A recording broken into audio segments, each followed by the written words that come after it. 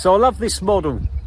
I love this model, the idea of the iceberg of success, that you kind of just see the sort of successful thing sticking above the water. You don't see all the hard work that's gone into being successful. Nowadays with Instagram, I think we're more aware of like sportsmen, what they go through, what they do. We see Cristiano Ronaldo, you know, I think he has about 3 sleeps through the day.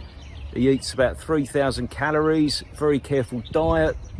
Only drinks water. I don't know, he exercises, then he swims to cool down, ice baths, saunas, massage. His whole life is dedicated to being the best football player that he can be. We see him on Instagram, we see him on social media, but he's not the only one that's performing like that. Occasionally, you know, I've had an obsession with travelling. I had this goal I set myself of wanting to visit 100 countries. People will say, oh, Ian, you're so lucky that you've travelled. And while I am lucky, and it's great that I've had the opportunity, and not everyone does, there were a lot of weekends where I was doing extra examining. I'd rock up, arrive at the exam venue. So I'd arrive about 8:30 in the morning. Used to examine from about 9 to 4, go home. Everyone else had been relaxing all day, you know. I'd get home sort of exhausted. And then I used to do some writing marking during the week.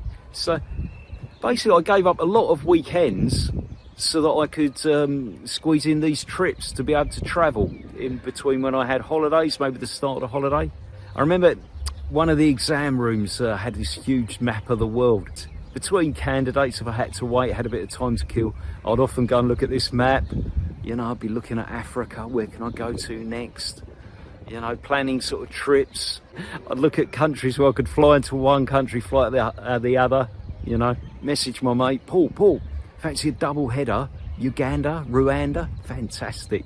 Yeah, I am lucky to have travelled as much as I have done, but there were a lot of weekends when I spent working very hard, you know, a lot of weekends that I sacrificed. So maybe, you know, you think of the top sportsmen and maybe you just see the successes, but remember there's a lot of hard work that goes into it. If you've got a goal that you need to reach, think about top sportsmen, think about what they go through.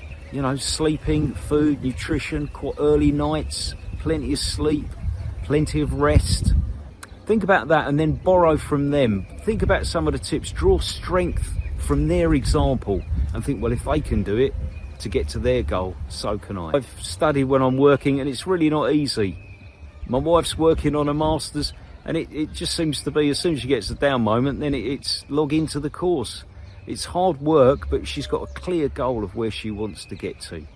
Think about your favourite sports person or source of inspiration that you can draw on.